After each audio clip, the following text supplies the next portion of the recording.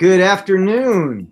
It is 1:30 p.m. in NYC and 7:30 p.m. in Puglia, Italy.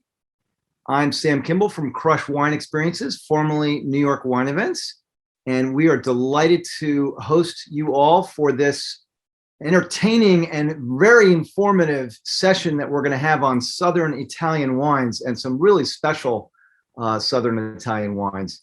We're in for a treat. We're going to taste and profile 4 wines. We're going to learn about the winery, the winemaker, the founder, and we're actually going to pair. I'm going to taste the wines and pair them with some Italian cheeses. So we will have fun with this. I'm looking forward to hosting everybody. We are here for extraordinary wine from the heel of the boot of Italy. And we're going to Felline Winery, which is in Puglia. And you'll see a map in a moment where we're going. Our theme is Southern Italian wines. We're going to taste a white, a rosé, and 2 reds that are very typical and very representative of this extraordinary region. The background on the winery and the region is beginning in the 1990s, the winery, Felline Winery, began making fine wines. Before that, our guest's father used to make wine in bulk, literally in bulk, 100 million liters per year. And most of that wine was sent to France. This is back in the 60s, 70s. And the French were interested in concentrated grapes from warm climates like Italy.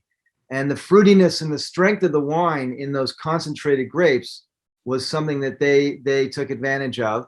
And wine at that time in France, like in other parts of Europe, was very much a basic everyday staple. People drank wine with every meal. It was even more popular, wine was, in terms of volume consumption back in those days than it is now. But it was bulk wine. It was very much table wine. Most of the wines were sold in plastic bottles in the supermarket. And today, fast forward to now, this part of Italy and much of Europe and wine regions like France and like the US and a lot of other countries, the French and other people became more interested in fine wines, quote unquote fine wines. And so the winery, Felline, that we're profiling and tasting the wines, they started making fine wines in the 90s. So here's some quick stats for those of you who like to know the basic stats. There are 118 hectares of land in Manduria on the Ionian coast, between Manduria and Brindisi. This is all in the heel of the boot of Italy. That's how much land they farm for the grapes. They make 80,000 cases of wine a year, or about 1 million bottles. And they make 10 or 12 selections, different wines every year. So very interesting winery. We'll learn more about it momentarily. I want to welcome everybody. Welcome one, welcome all. Please ask any questions or make any comments in the chat as we're going. And we will answer those as we go on the fly during the session. And also, if you would, hit the chat right now and let us know where in the world you are tuning in from. We'd love to see where everybody's located at. So this evening, we are going to travel virtually to Manduria, home to about 35,000 people. So it's a town, large town in southern Italy. It's a beautiful part of the world. Right now, it's literally 100+ degrees there. It's very hot in the summer. They're having a heat wave. Welcome, Las Vegas, Santa Clarita, Florida. Good to see everyone. And Felline as a winery is a distinct place because they're pioneers of the Primitivo grape. So without further ado, let me show you where we're going on the map, just so you get a sense. So if you see Italy there, peninsula and the Mediterranean, between the Mediterranean and the Adriatic Sea, the map pin shows you exactly where Manduria is, which is where the winery is. And some of the vineyards are on the inside of that heel of the boot, and some of them are on the outside, which is the side that points towards Greece. A beautiful part of the world, and one that where the grapes are just extraordinary. Warm climate, big juicy grapes, lots of residual sugar content, which makes for rich wine. So before we bring on our guest, who is extremely accomplished and super interesting on all subjects wine and wine growing, I'm going to show a short video that features him, and that'll be our introduction for our guest. So bear with me a moment. I'm going to share my screen, and we're going to learn a little bit more about this destination.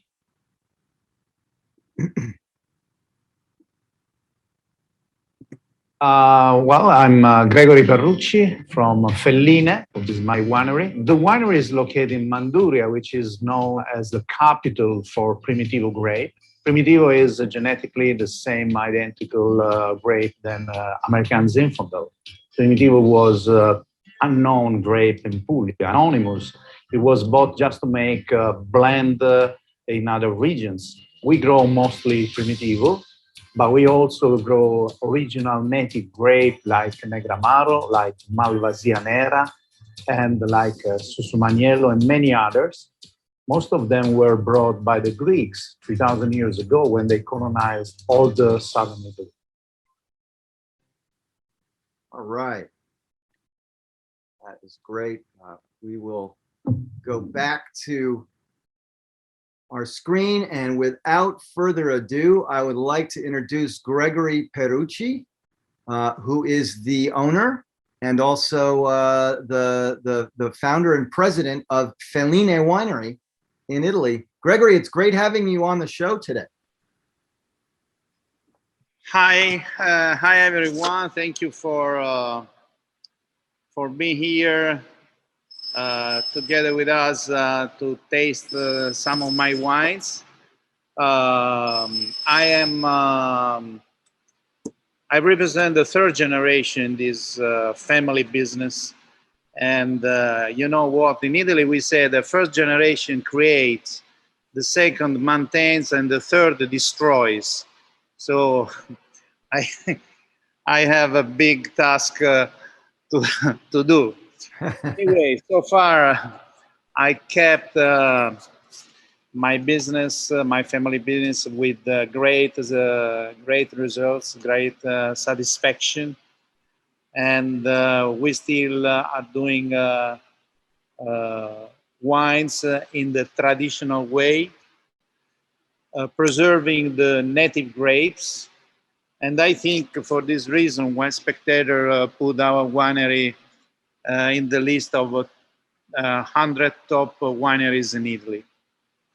That's amazing. How many wineries are there in all of Italy? Ah. Big question. We are more than 18,000. More than 18,000. 18,000, yeah. And Felline Winery was named by the Wine Spectator as one of the top 100. Yeah, in Puglia, we are only 3 wineries in the list, and Felline is one of these. That's amazing. Well, congratulations. I have tasted your wines, Gregory, and I know why the Wine Spectator rated you in the top 100.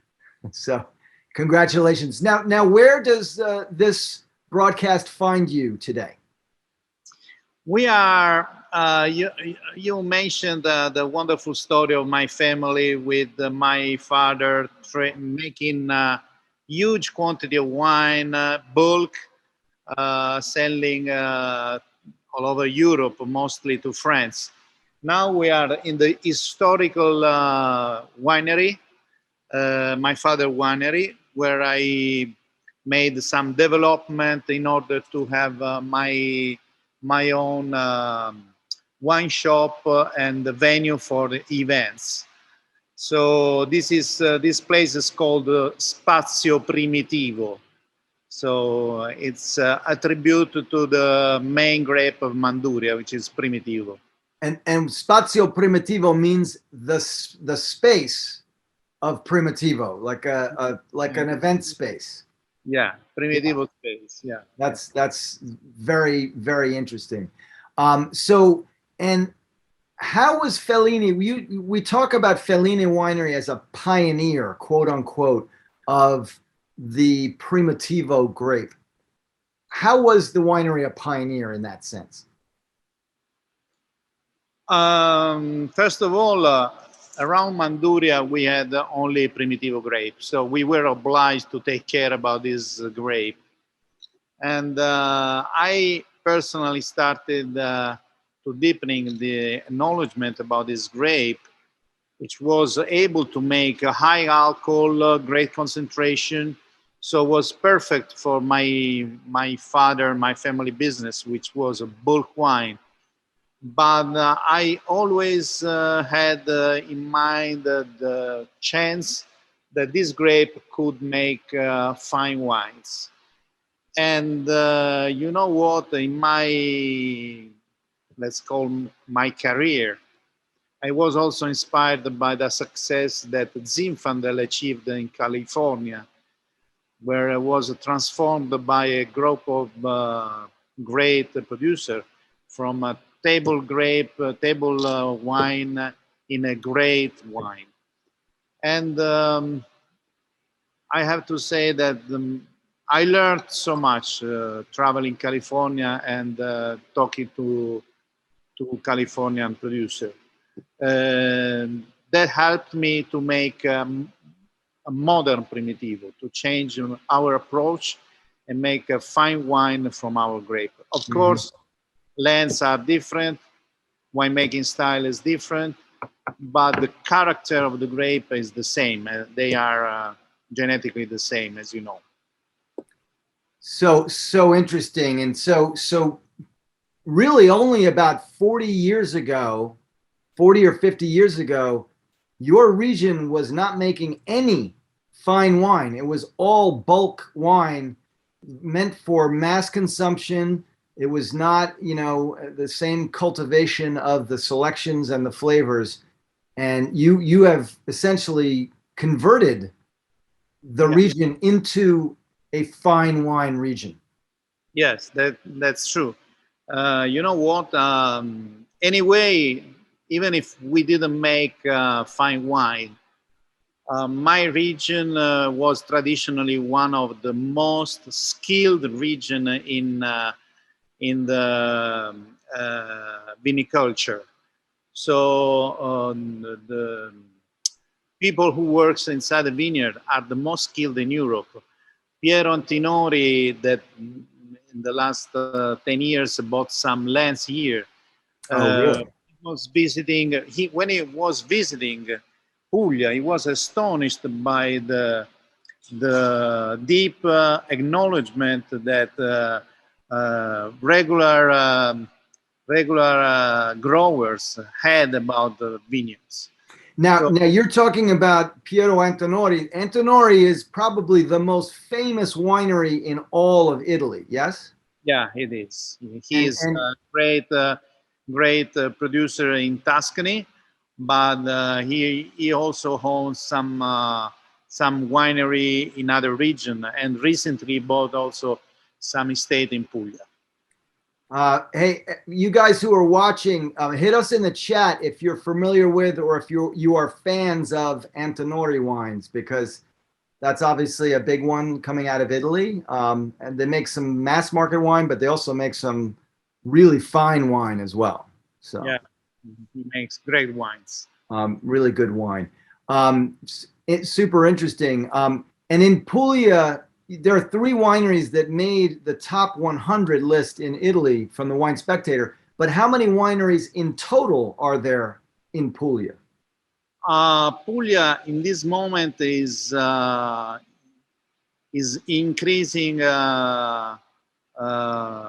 a terrific way, because we are big growers of vineyards, and some growers are converting themselves into wineries. So the number of wineries are increasing every year, but historical, the most important wineries that make fine wines I think at the moment are no more than 50, 70. Right. They are established, well known on the markets, and consider that the natural market for Apulian production is abroad. So most of us export the wines all over the world. And what's the number one market that the wineries in Puglia export to? Our first market, I think, is Germany. Germany and Switzerland, they love Apulian wines. Then we have, of course, we have United Kingdom and some Scandinavian markets like Sweden, like Denmark, Norway. In America, it's a trend that has just started. Even because Puglia is becoming more and more popular in terms of tourism. We are a lot of income people visiting from United States, Canada. Of course, in the last 2 years, it was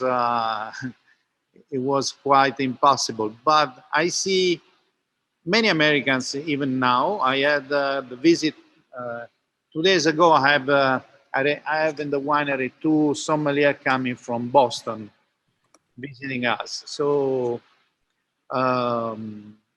Puglia has a great appeal right now for tourism, and I think that phenomena will help and support the production of fine wines. Yeah. Interesting. And so you're at the beginning of a trend where the Americans are interested in wine from Apulia. So I just put in the chat, everybody, I put in the Google Maps link that'll show you exactly where we're talking about. Very much close to the Adriatic Sea and the Ionian Sea, an absolutely beautiful part of the world. I keep threatening, because Gregory and I know each other for a while now, I keep threatening to come visit him, and he keeps threatening to take me for a ride on his boat over to Greece, which is only 50 miles away across the Adriatic Sea. So, in terms of the wines, Gregory, tell us a little bit more about what you do in Spazio Primitivo, and what are the wines that you feature, and what that experience is like. That's for people visiting the winery, enjoying the wine. It's basically your tasting room. Yeah. Yeah, it's a kind of tasting room, but I made this space for 2 reasons. One was to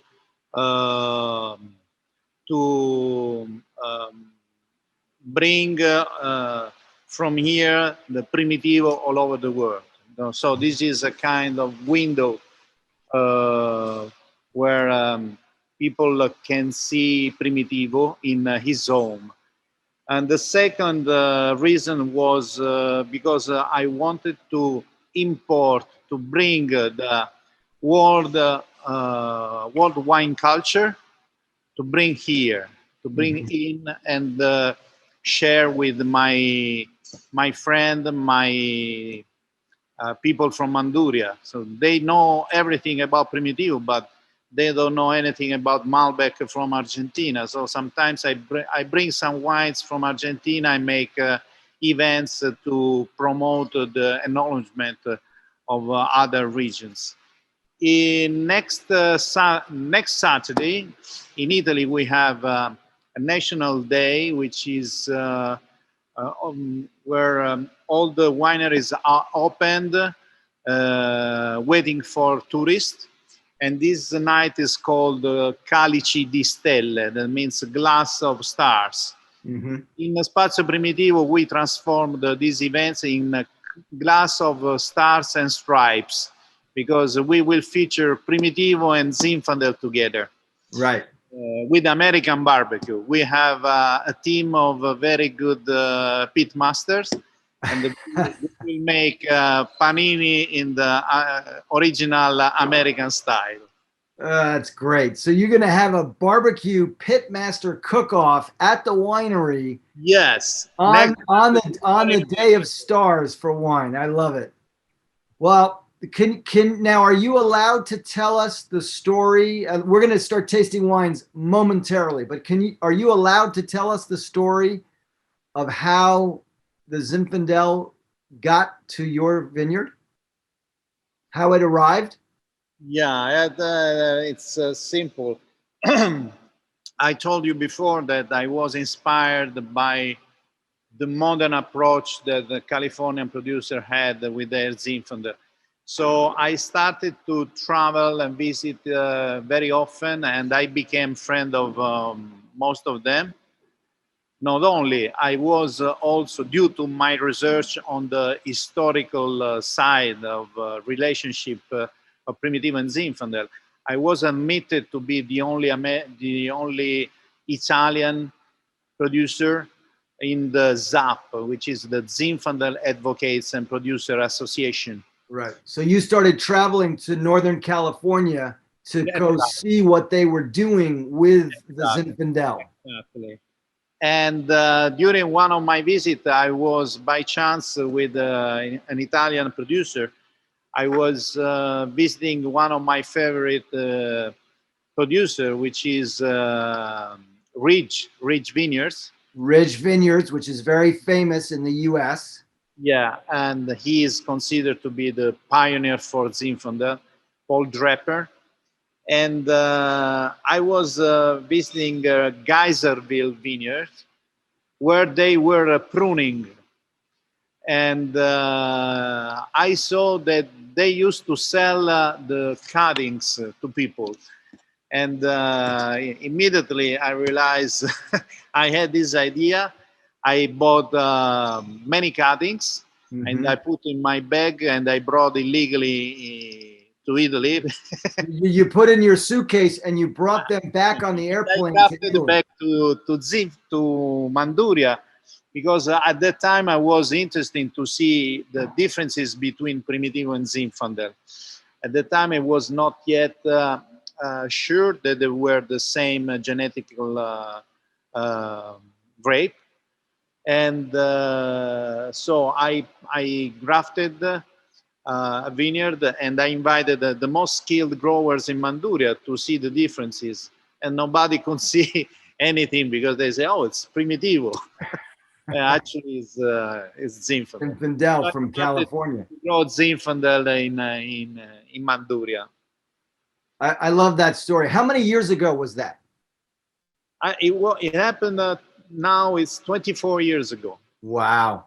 So it was like about 1997 or something like that. 1997. Yeah, exactly. Wow. In 1998, I joined the ZAP. They brought me into the association, where I was 3 times speaker at the International Congress. That's great. I love that story. Well, so let's talk about the wines we're tasting today. We're going to taste the Verdeca, the Cicada Rosé, the Primitivo Terra Rossa, which means red earth, and the Zinfandel, the one you just described. So let's get started. Is everyone watching ready to check out these wines? Hit us up in the chat. This is special. So Verdeca is the first wine. It's a white wine. What is the grape on this? Verdeca is the name of the grape. Verdeca is the name of the grape. Okay. Yeah. Be careful, because Verdeca is an Apulian grape. Yeah. That is mostly grown in the center of the region, and is not related to Verdicchio or from Le Marche or Verdejo from Spain. So it's a wine, Apulian grape, 100%, and not related to any other. So I just tasted this Verdeca. It is so light and refreshing. It's got a very gentle freshness and acidity to it. Really, really very nice. Apulia, my region is famous for the red wines, even because it was quite difficult to make good, fine white, because the temperature, even if we are lucky to have a wonderful climate to grow vineyards, but to make fine wine, fine white wine, you need cold. So until we didn't get the cold technology in winemaking, we couldn't make fine white wines. That's why our ancestors in summertime, which is very hot here, they didn't drink too much whites, but they used to drink a lot of rosé wines. That's why the most important rosé in Italy are probably the Apulian rosé. Yeah. Well, this one, and I'm pairing it with burrata, which is like a soft, very watery mozzarella. Most of our attendees and most of our guests know about burrata. And the wine and that nice light acidity mixes with the burrata, and literally it almost fuses together, the taste. Yeah, the burrata, as you know, it's a kind of mozzarella which is has been invented in Puglia. It's a kind of mozzarella with some cream inside. Is by far is the summer food for easy food to get in Puglia. When it's fresh, it's fantastic, and you need some freshness that can be provided by Verdeca and also by the rosé wines. Yeah. It's delicious with it. It just, the combination of the burrata and the Verdeca, it literally is, you can taste the chemistry in your mouth. It's amazing. Yeah, they fuse themselves. Yeah. All right, so let's move on to the Cicada Rosé. Speaking of, we'll also pair that with burrata. Now, what is the grape that you make this rosé with? In the southern part of Puglia, where I live, this area is called Salento. We have a very old tradition to make rosé wines by Negramaro grape. Negramaro is a very ancient grape that was introduced by the Greeks. The word Negramaro comes from Latin Niger, that means Nero, and from Greek Mavre, that means Nero, so black. It's a black grape, but you can make fantastic rosé wines if you don't leave too much the juice on the skin. And how many hours do you have the skins in the juice for this one? It depends. Between 6 and 9 hours. 6 and 9. Yeah. The color, it's just, the color is a beautiful, deep pink. Yeah. I'm going to try the burrata with that as well.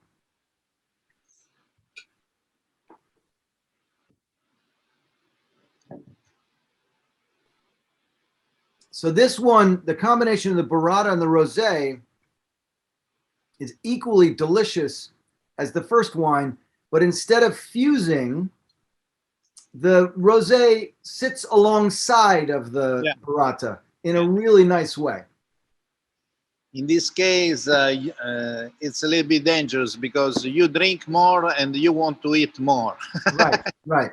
Well, I like to ask the question: when you taste a wine, does it make you hungry or thirsty? Yeah. This wine, oftentimes a rosé makes me thirsty. This wine makes me hungry and thirsty. Yeah. It's easy to get one whole bottle by Yes, yes. Well, and what's the alcohol by volume on this one? the white, the Verdeca is 12, and the rosé is 12 and a half. 12 and a half. So it's still very light. Yeah. Absolutely delicious. And I love the color. By the way, Gregory, I had this Cicada Rosé 2 weeks ago with fresh steamed Maine lobster. It's fantastic. Terrific.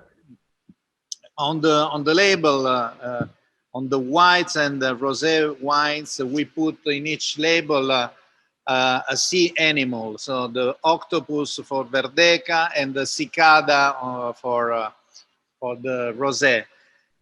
Cicada was also because it's perfect with the lobsters, with the shrimps, with that kind of Yeah. of Now seafood. that is absolutely terrific. And here's an example, right, of the Negro Maro grape, right? For rosé. Yeah, Negramaro In the US, mostly we drink Provence style rosé. It's usually made from Merlot or Pinot Noir. Occasionally, as a different grape like Zinfandel, but mostly those standard. Here's a grape that most Americans have never heard of, and it's making a world class rosé. Yeah, maybe they don't know, but even in Italy, the success of Apulia rosé is a recent phenomena, and but in the last 3-4 years, the consumption all over Italy is terrifically raised. So we are making more rosé because people is starting to understand how good is this wine. Well, I guess rosé is hot everywhere.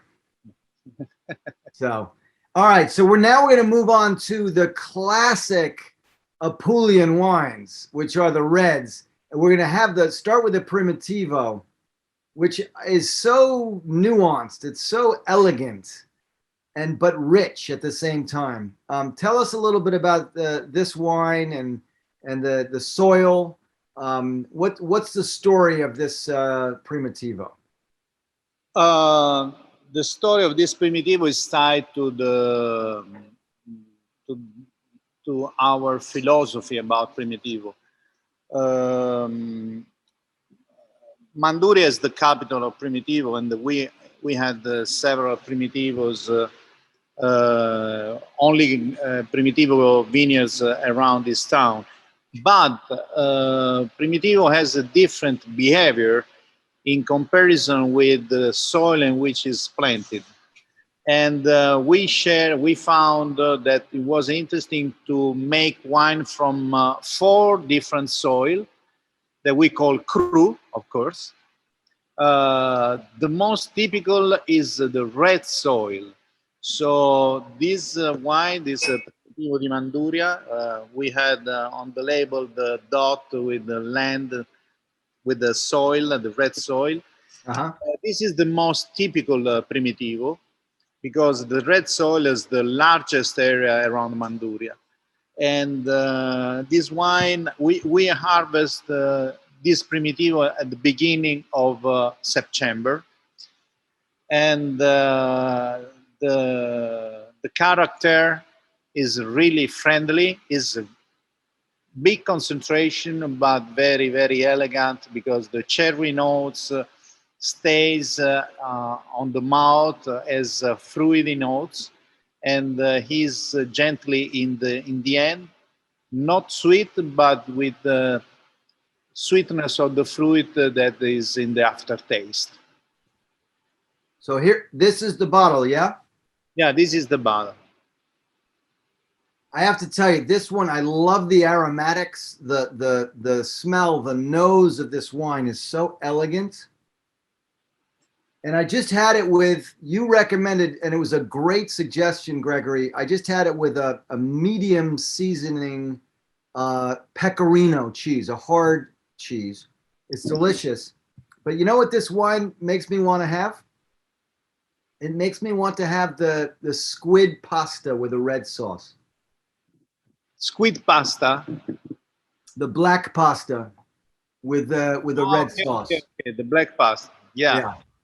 I mean, it's so elegant, and to me, that dish, the pasta dish, is very elegant. It's tons of flavor, but it's not crazy.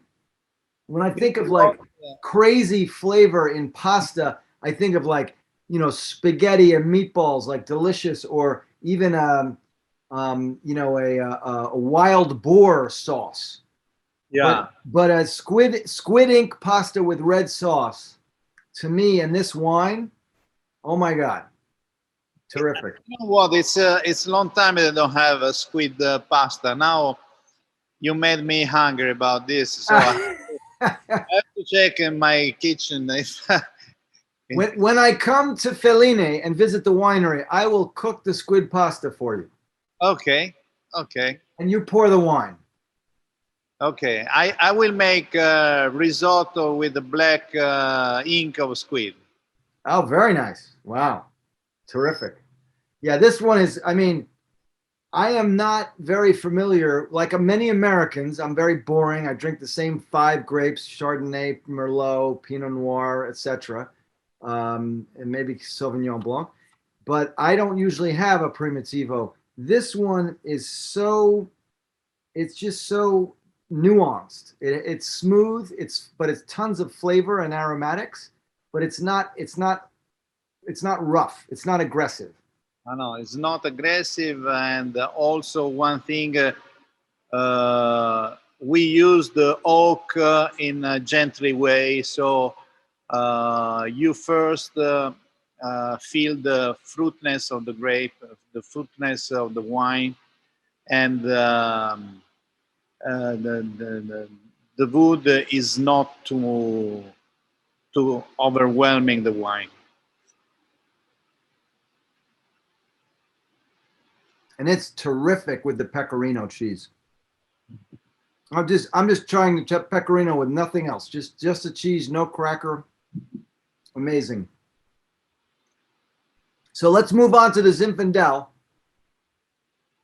which same genetic as the Primitivo for the grape, but a totally different type of wine. Also amazing, beautiful. But this one is like, to me, this one's delicious, but it's like a rock concert. Rock concert. Yeah, it's so big. It's like an 18-wheeler tractor trailer truck. This one, I love it. About this wine, I have to say that first of all, the vineyard are planted in the black soil, which is very deep and fertile, and that makes the plants to get harvested in the end of September. So we have at least 20-25 days of ripening time, further time to ripen. That's why the wine is spicy, has a lot of licorice, has pepper, black pepper. Yep, black fruit. Yeah. And it's great concentration, but fantastic balance. The wine has 15 alcohol, but you don't feel at all. It's friendly, easy. Of course, you need some stronger food to match with. But I'll tell you a funny story. I had a bottle of your Zinfandel with me for the Super Bowl this year. And the Super Bowl, you sit there in front of the TV for like 6 hours, 7 hours, because there's the pregame show. And then there's the Super Bowl game. And there's the halftime show. And I'm embarrassed to admit I drank most of a bottle of Felline Zinfandel. And because it's so delicious. And I had food with it, and I don't remember what I had. It was great, but by itself, it's great. Yeah. And I just love this. And I just had it with the Gorgonzola cheese, which was our pairing for today. The Zinfandel with the Gorgonzola, which, as everyone knows, is a blue cheese. And man, it just, the wine comes alive when you have a bite of the Gorgonzola and then you have a sip of the wine. It just comes alive. Yeah, I know that this is a fantastic match for the Zinfandel. Otherwise, you can also cook some wild boar or some game, and because the wine is strong but still elegant, still drinkable. Yeah, it's like a flavor explosion with the Gorgonzola. And for everybody watching, are there any fans of Zinfandel? Because this is a wine you should know about. Let us know. Hit us in the chat if you're fans of Zin. This is a Zin, again, made in Italy. It's in the tradition and the style of the California Zins, but it has its own distinct flavors because the grapes are grown in Puglia in southern Italy. Gregory, where can people find your wines in the US? I mean, we have people watching in Las Vegas, in California, in Florida, in New York. They're all over the country. Where can people find your wines in the US? We don't have just one importer, so we have several distributors. The wine are available in Florida at ABC, in Washington State with an importer named Northern Wine Imports. Also in California with the Golden State Imports. So we have different imports. If you Google, it's not difficult to find out. So if you Google Felline, I'm going to put it in the chat for everybody. If you Google Felline Winery, okay, you will find stores that carry the selections. Yeah. And are all four of these wines available in the U.S.? Actually, the white and the rosé are not available yet, I hope. But I invite all of you to come to Manduria, and I will offer for free white and rosé wine in the Spazio Primitivo. Okay. Okay, everybody, you heard it here. Gregory has invited us to come, and we will enjoy the Verdeca and the Chicano Rosé in Manduria as his guests. Just remember me. I was in the chat, please. I love it. I love it. Well, it's been amazing to visit with you. We did this during Zinex back in January, but we didn't have the kind of time to talk and relax the way we did today. And we didn't pair cheeses. And man, I mean, by the way, thanks for making me do this at 1:30 in the afternoon, New York time, because now I'm like done for the day. But I tell you, the combination of these wines with well chosen pairings of cheeses is great. And I think it's wonderful to get an education in the wines from your region. And I'm delighted to hear that Americans are starting to discover wines from Puglia because they're special. So Gregory, thank you for being a part of this today.